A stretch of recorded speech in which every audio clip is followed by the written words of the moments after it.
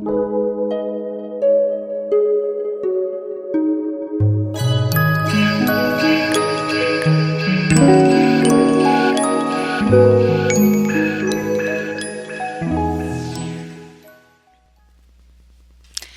everyone, how are you doing?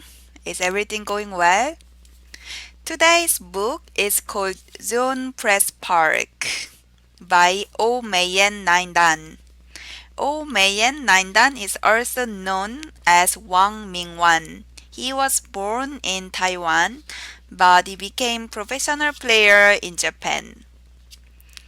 So you see, there are many like top Japanese pros who were from Taiwan. That's because in the maybe 1970s and 80s, it was a common practice for like Korean, Taiwanese, or even Chinese to study in Japan, and then they would often become like professional players in like Nihon Kiin. And then sometimes they would go back to their own countries or they would like continue in Japan as pro players.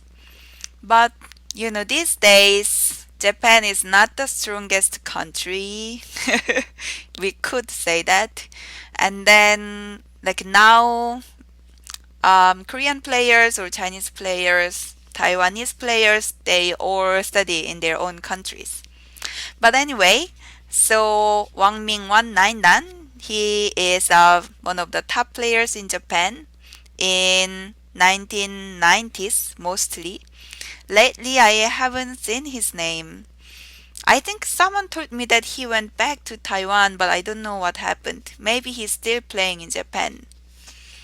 But he was certainly one of the top players in 1990s and early 2000, and I used to study his games as well. So, let's talk about the book now. Zone Press Park. It's a very strange name, isn't it? And like very interestingly, this book is not mainly about the Go techniques. More like this is a philosophy book. I know it's strange, right? It seems like he has a very clear philosophy about Go and like his perspectives, and he wanted to share that with the Go players. And the difficulty level, he says this book was designed for all level players, but I think it's really the matter of personal preference. Like even if you were like too done, if it's not really your style, you could be still like find it very strange and difficult. But if you like this philosophical approach, even if you were like 10Q or not 10Q yet, you could find this book interesting. This book is very different from any other book I saw before. So, yeah. You can see the examples that I'm going to show in this review and decide whether you would be interested, right? So this book has 6 chapters, but in this book they call it areas. So there are 6 areas, and the areas are called like this. The first one, what is a zone press? Second one, zone. Third one, press. Fourth one, the relationship between a zone and a press. Fifth, the center position and overlap points. Sixth, cuisine without national borders. The last one has an interesting title, right? And let me read you a few things that I found interesting. So, throughout this book, the writing is in conversations. It's in dialogue, and it's between the author and an assistant from the publishing department of Nihon Kiin talking about this book and the author's philosophy and concepts and perspectives and explanations. So let me read you this. The assistant says, I don't understand what the words zone press mean. And the author says, the word zone press originally comes from soccer. I believe that it was a term that the former coach of the Japanese national soccer team used for his soccer strategy. It fits exactly with my own perspective on Go, and at the time I was doing a special feature for a magazine that I borrowed the term. So you see where the term came from. And then like later on there's more explanations. Speaking simply, zone is the relationship of the position of stones on the board. Press is the power relationship of stones on the board. With just this zone and press, it is possible to think about everything in Go. Well, can we? I guess. And then he also says this. What I want to say in this book is a little different. It is important to think in terms of a zone press, and as a result of that, whether one can play good moves or not is beyond my control.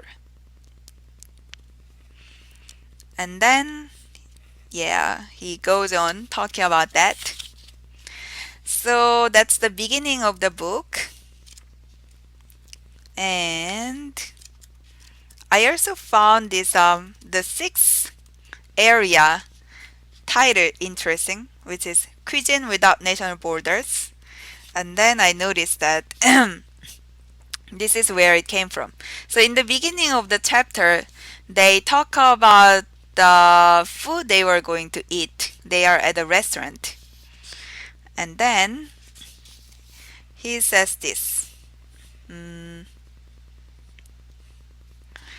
So they see this all kind of fusion food. And then he says this. Wait, this menu gives me a strange feeling of familiarity. When I think about it, this cuisine without national borders has points which are not dissimilar with the zone press.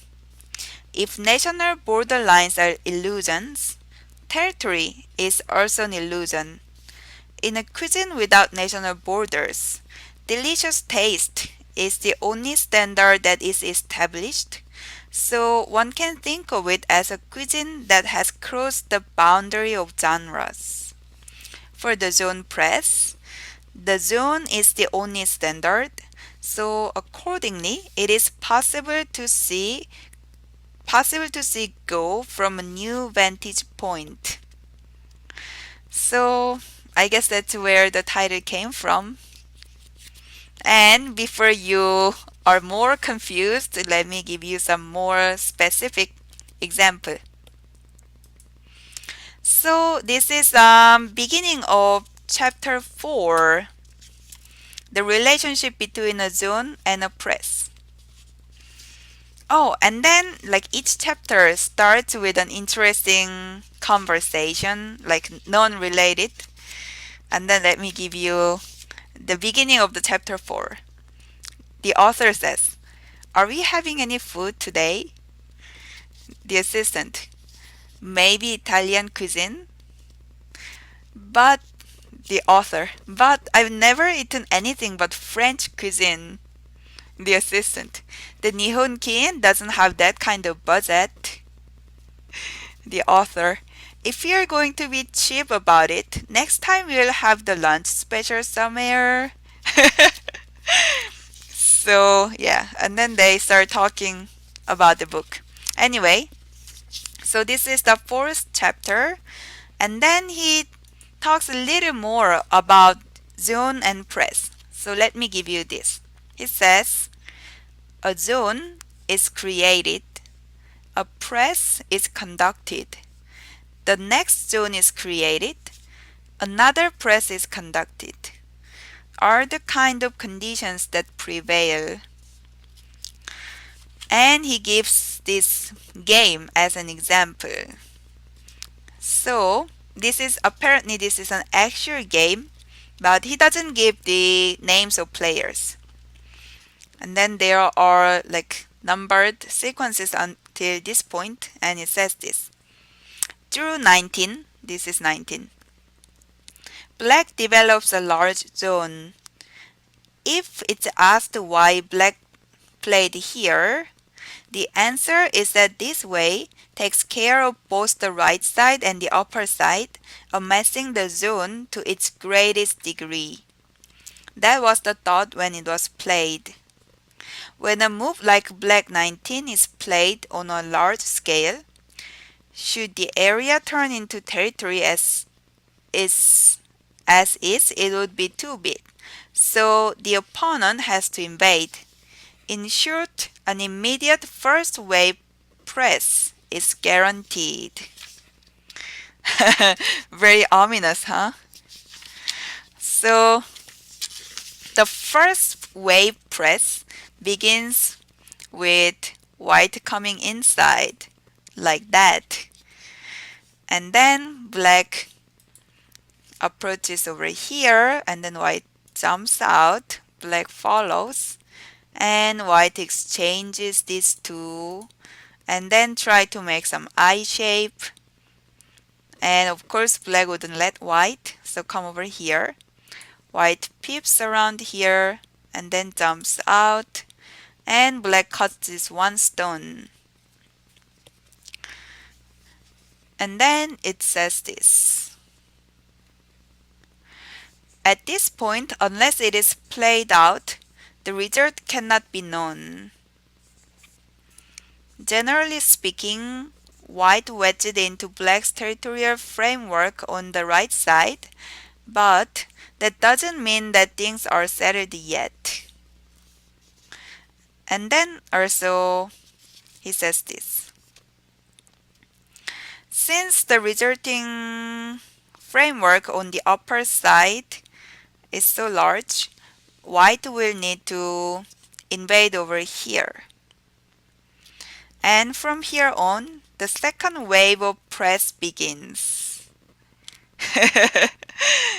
Yes, because black is going to attack this one stone from here. So I guess zone is the area and press is the fight.